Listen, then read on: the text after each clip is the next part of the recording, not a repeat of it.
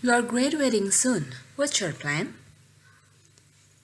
To be honest, I'm still confused. Vocational graduates are expected to enter labor market after graduating. That's true. What should I prepare now? First, you need to learn to make a curriculum vitae or CV. Would you help me? Please? Of course I will help you. Thank you so much. Assalamualaikum. Hi everyone. Welcome back to Onol Online English Lesson with me Indira. Today I'm going to talk about curriculum vitae or also known as resume. Kalian tahu nggak apa itu CV? Kenapa sih penting untuk menyusun CV yang menarik? Sederhananya, CV adalah ringkasan dari latar belakang pendidikan, pengalaman kerja yang relevan, dan kualifikasi profesional seseorang. Nah, sebelum kita bahas apa saja yang harus kita masukkan dalam sebuah CV, kita perlu tahu fungsinya dulu. Seperti saya jelaskan tadi, CV, fungsi utamanya adalah memberi gambaran singkat tentang latar belakang pendidikan, pengalaman kerja, dan kualifikasi lain dari seorang pelamar. Fungsi keduanya adalah untuk membuat pihak perusahaan atau employer terkesan, sehingga akan mengundang kita ke tahap berikutnya, which is interview.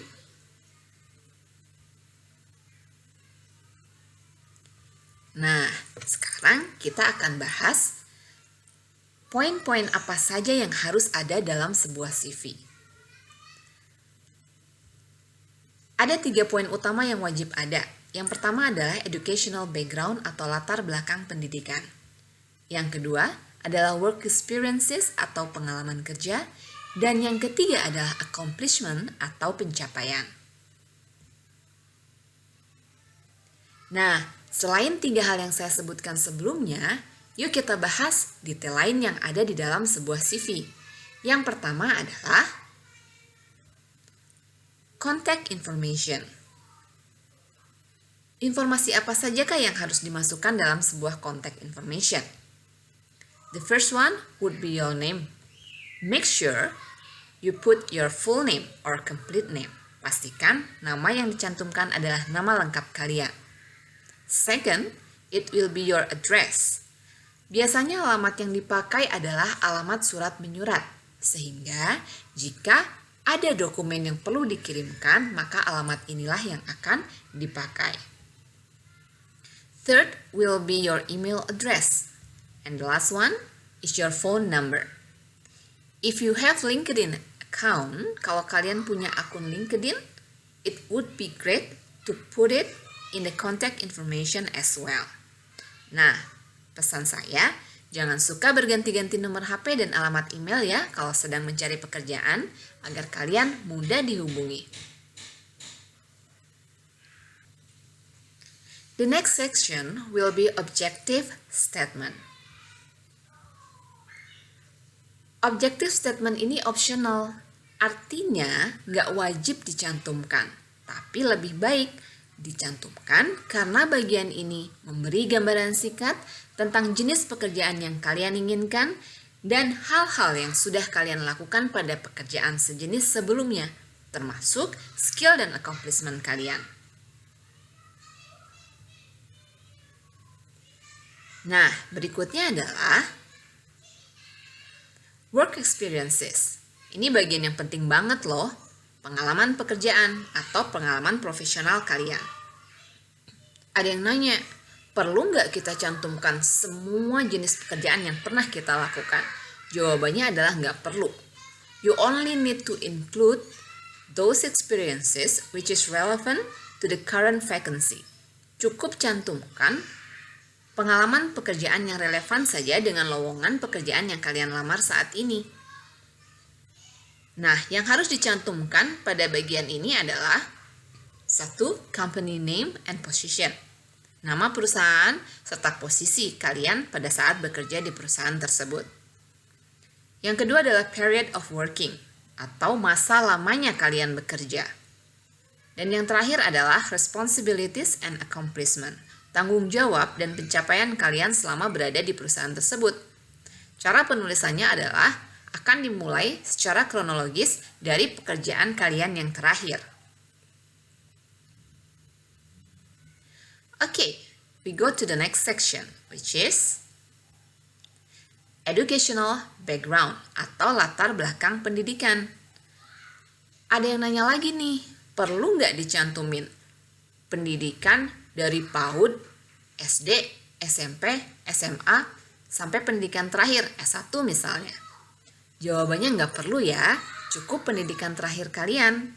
Jadi kalau misalnya kalian S2, maka cukup S2 dan S1-nya saja.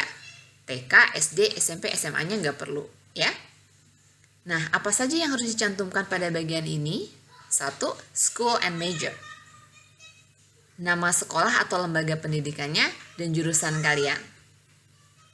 2. Year of study. Masa kalian belajar di sana. Ada informasi tambahan yang bisa juga kalian cantumkan selain poin-poin yang sudah saya jelaskan sebelumnya. Apa saja? 1. Organizational experience atau pengalaman berorganisasi. Mencantumkan pengalaman berorganisasi akan memberi perusahaan gambaran bahwa kalian adalah orang yang bisa bergaul dengan berbagai macam orang dari berbagai macam background atau latar belakang. Kalian paham akan struktur organisasi, dan satu poin penting lagi adalah kalian memiliki leadership skill. Yang kedua adalah skill-skill tambahan selain skill utama kalian atau core skills. Misalnya, if you can speak more than one languages, kalau kalian bisa berbicara lebih dari satu bahasa, especially foreign languages like English, Japanese, Korean, or whatever language, you can put it here. Atau kalian punya skill komputer misalnya, atau public speaking, itu adalah skill-skill tambahan selain core skills kalian atau skill utama kalian. Nah, yang terakhir adalah accomplishment atau pencapaian kalian. Prestasi apa yang sudah pernah kalian raih? Ya, jadi ini adalah informasi tambahan yang bisa mendukung CV kalian. Oke, so I think that's all for now. Itu saja penjelasan kali ini tentang how to make a curriculum vitae or CV. I'll see you soon in the next video. Wassalamualaikum warahmatullahi wabarakatuh.